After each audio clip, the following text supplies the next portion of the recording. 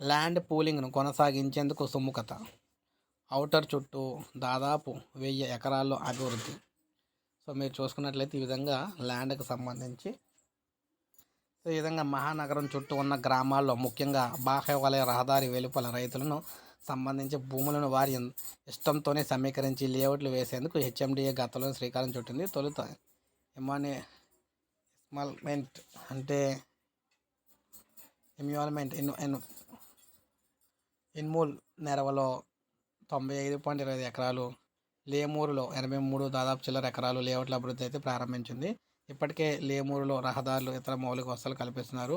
ఇన్మూల్ నెరవలో భూముల సేకరణ కొలిక్ అయితే వచ్చింది. మిగతా ప్రాంతాల్లో అధికారులు రైతులతో సంప్రదింపులు జరుపుతున్నారు.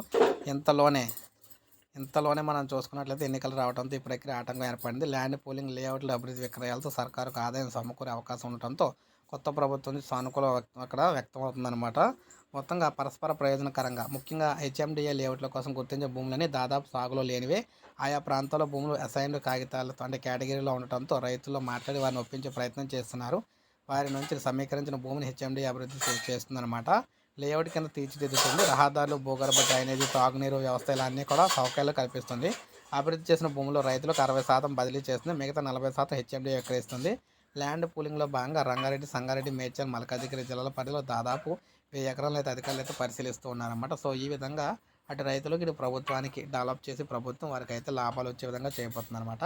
ఒక లైక్ చేయండి, సబ్స్క్రైబ్ చేసుకోకపోతే మన ఛానల్ సబ్స్క్రైబ్ చేసుకోండి.